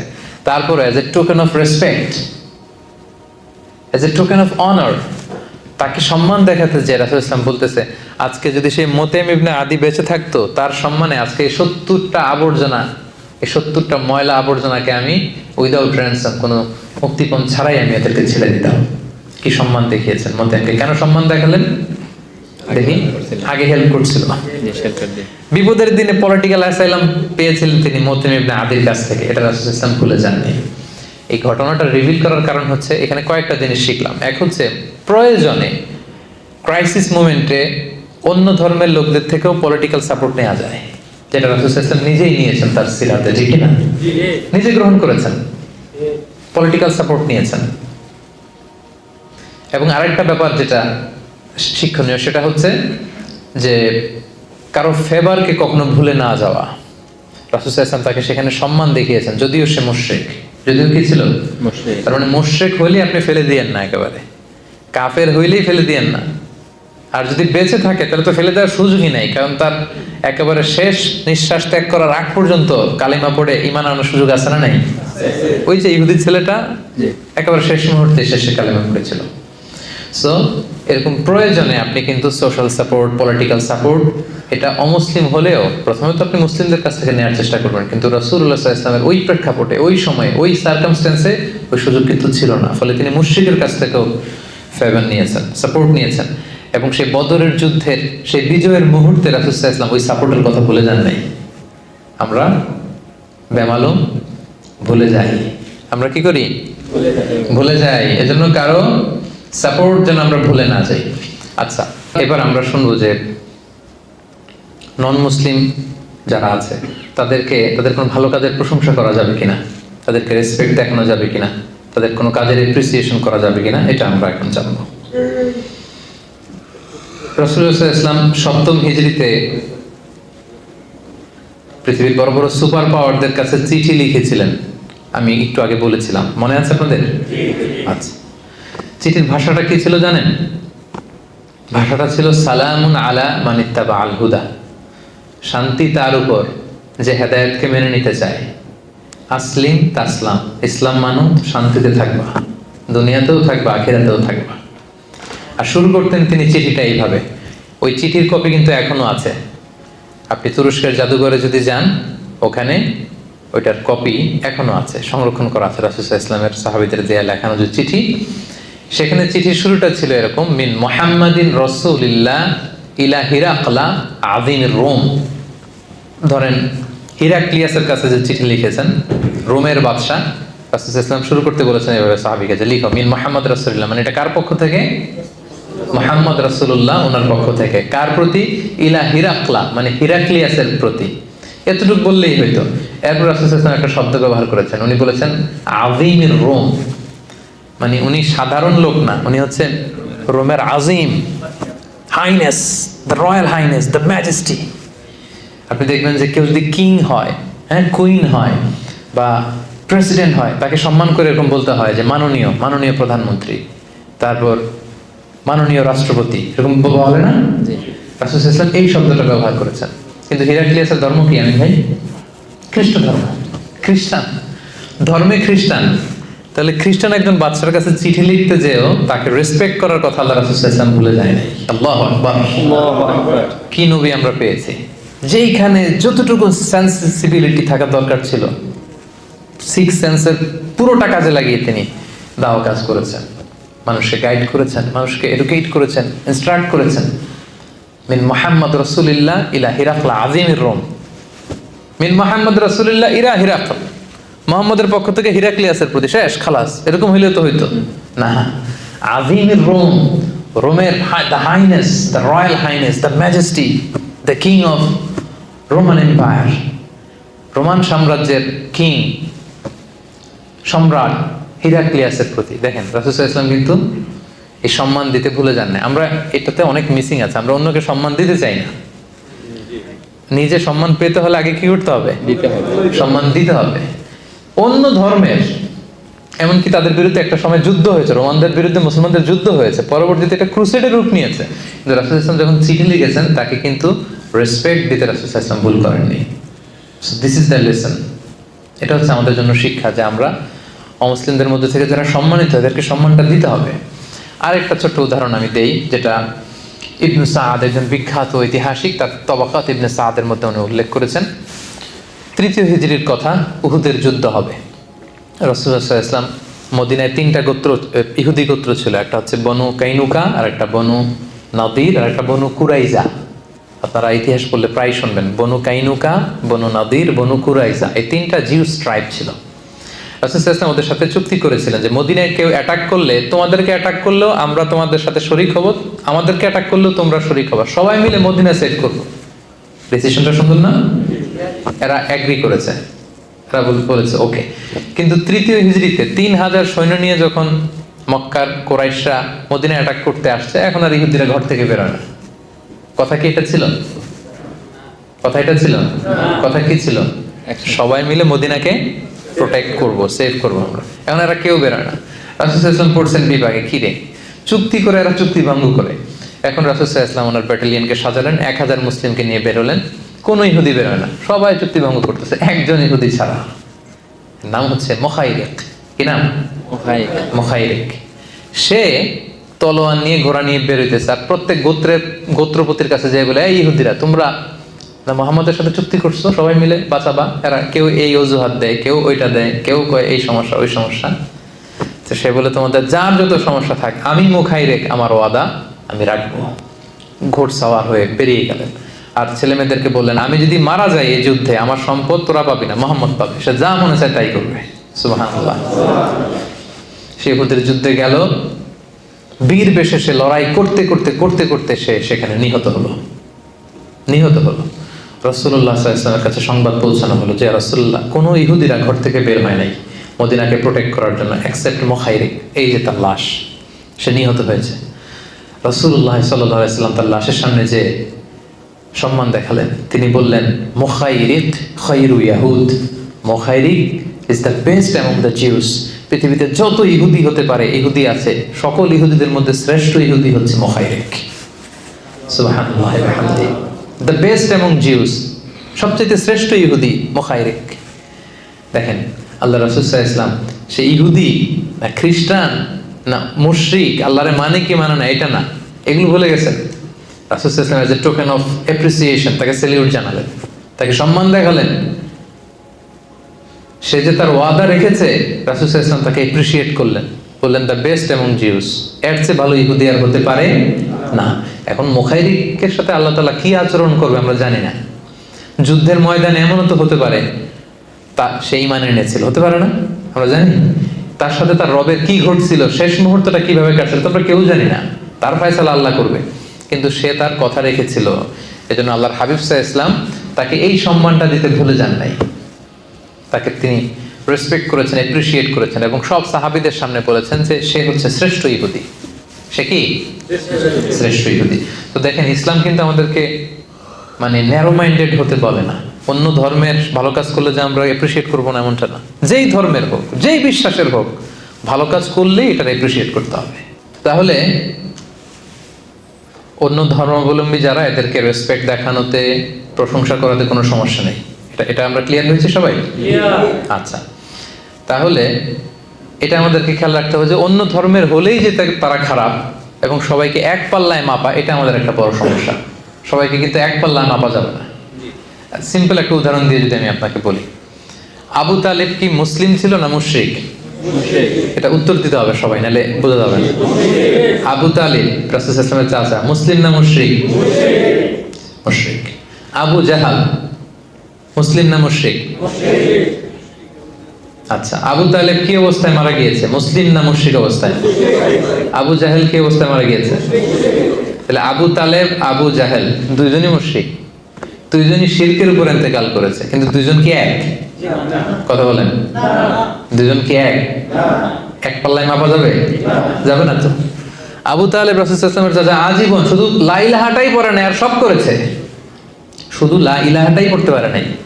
জানি না আল্লাহ তাআলা ওনার সাথে কি আচরণ করবেন। শুধু লা ইলাহাটাই পড়ে নাই, রাসূল সাল্লাল্লাহু আলাইহি ওয়াসাল্লামকে আগলে রেখেছে, আমান দিয়েছে, পলিটিক্যাল সাপোর্ট, সামাজিক সাপোর্ট, নিজের ছেলের চেয়ে বেশি আদর করেছে। আলী রাদিয়াল্লাহু তাআলা আনহু ওনার আপন ছেলে, জাফর ইবনে আবু তালেব আপন ছেলে, এদের চেয়ে বেশি আদর করেছে আল্লাহ রাসূল সাল্লাল্লাহু আলাইহি ওয়াসাল্লামকে, কিন্তু শিরকের উপর ইন্তেকাল করেছে। আর আবু জাহাল, এমন কোনো সুযোগ নাই রাসূল সাল্লাল্লাহু আলাইহি ওয়াসাল্লামের বিরুদ্ধে যেটা সে কাজে লাগায় নাই। আজীবন কষ্ট দিয়েছে আমার নবীকে, বদরের যুদ্ধের শেষ নিঃশ্বাস ত্যাগ করা পর্যন্ত ইসলামের বিরুদ্ধে কাজ করে গিয়েছে। এও মুশরিক, এও মুশরিক, দুই মুশরিক কি এক?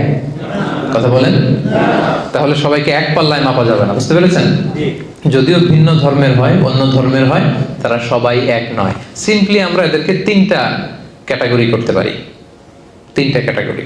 এক নম্বর হচ্ছে যে যারা ইসলামের বিরুদ্ধে বিষোদ্গার ছড়ায়, আমাদের বিরোধী, আমাদের সাথে যুদ্ধ অবস্থায় আছে, তাদের সাথে আমাদের রিয়াকশন একরকম, কি বলেন, তাই না? যারা আমাদের বিরোধী, আমাদের সাথে যুদ্ধে লিপ্ত হতে চায়, তাদের সাথে রিয়াকশন একরকম। আরেকটা হচ্ছে নিউট্রাল যারা অমুসলিম, পৃথিবীর বিভিন্ন দেশে যে অমুসলিম সাধারণ জনগণ, এদের সাথে আমাদের কোনো বিরোধ আছে? এদের সাথে আমাদের সুসম্পর্ক থাকবে, ফ্রেন্ডশিপ থাকবে। আরেকটা আছে শুধু নিউট্রালি না, বরং আমাদেরকে ভালোবাসে, এরকমও ভিন্ন ধর্মী আছে না? নেই? যে বললাম না যে অনেক হিন্দু আমাদের প্রোগ্রামগুলোতে আসে। খুলনায় আমার একটা প্রোগ্রাম ছিল, আমার বলতেছে আয়োজক কমিটি, হুজুর কয়েকশো হিন্দু আসছে আপনার আলোচনার সাথে, কয়েকশো। ধর্ম কি? হিন্দু। সবাই বলেন কিন্তু তাফসীর শুনতে আসছে। তো তার তুলনা আর যারা ইসলামের বিরুদ্ধে যদি অন্য ধর্মের কেউ শত্রুতা করে, এই দুই গ্রুপ কি একরকম? কখনোই না। তাহলে অন্য ধর্মের লোক হতে পারে, তাদের মধ্যে অনেকে আছে মুসলিমদেরকে সাপোর্ট করে, তো তাদের প্রতি কিন্তু আমাদের ওই যে রাসূল সাল্লাল্লাহু আলাইহি ওয়াসাল্লাম মুতাইম ইবনে আদিকে যে রেসপেক্ট দেখিয়েছেন, মুখাইরিককে যেমনি অ্যাপ্রিশিয়েট করেছেন, এই রেসপেক্টটা কিন্তু আমাদের দেখাতে হবে। কথা কি ক্লিয়ার? তাহলে এক পাল্লায় মাপা যাবে না। এবং আল্লাহ রাসূল সাল্লাল্লাহু আলাইহি ওয়াসাল্লাম আজীবন, এই যে আমি রিলিজিয়াস কোএক্সিস্টেন্সের কথা বলছি, ধর্মীয় সহাবস্থান, আজীবন এটার চেষ্টা করেছেন। কেউ প্রমাণ করতে পারবে না যে রাসূল সাল্লাল্লাহু আলাইহি ওয়াসাল্লাম প্রথমে বিরোধে জড়াতে চেয়েছেন, প্রথমে যুদ্ধ করতে চেয়েছেন, কখনো না। সাহাবারা এক পক্ষে, রাসূল সাল্লাল্লাহু আলাইহি ওয়াসাল্লাম এক আরেক পক্ষে। সব সাহাবারা বলে, ইয়া রাসূলুল্লাহ, আমাদের দেহের এক ফোঁটা রক্ত থাকতে উমরা না করে আমরা ফিরবো না, আমাদের তলোয়ার দরকার নেই, আমাদের হাতের লাঠি দিয়ে আমরা এদের সাথে যুদ্ধ করবো। রাসূল সাল্লাল্লাহু আলাইহি ওয়াসাল্লাম বললেন, না, পিস ট্রিটি করো, পিস এগ্রিমেন্ট, হুদায়বিয়ার সন্ধি। আল্লাহ তাআলা এটাকে ফাতহুম মুবিন বলেছেন, ইন্না ফাতাহনা লাকা ফাতহাম মুবিনা। রাসূল সাল্লাল্লাহু আলাইহি ওয়াসাল্লাম অনেক ভিশনারি ছিলেন, এবং ঠিকই এটা প্রকৃত বিজয় হিসেবে ইসলামের জন্য এসেছে। তাহলে দেখেন, এই যে পিস ট্রিটি হলো, পিস এগ্রিমেন্ট মক্কার কুরাইশদের সাথে, এদের ধর্ম কি ছিল? পেগানস, আইডোলেট্রিতে বিশ্বাসী ছিল, মানে মুশরিক। দেখেন, মুশরিকদের সাথে রাসূল সাল্লাল্লাহু আলাইহি ওয়াসাল্লাম কি করে? পিস ট্রিটি করে। আর আমরা মুসলিম ভাই বসতে পারি না এক টেবিলে। আমি মুসলিম, আমিও ইসলামী দলের প্রধান, উনিও ইসলামী দলের প্রধান। আমি ওনার বিরুদ্ধে ফেসবুকে স্ট্যাটাস দেই, উনি ইউটিউবে আমার হুমকি দেয়। আছে না নাই? এই তো এটাই চলতেছে, এটাই চলতেছে।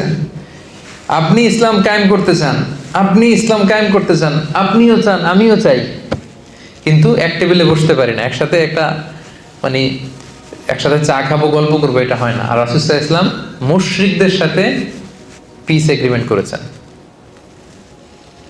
মুশরিকদের সাথে। এরা মূর্তির পূজা করত।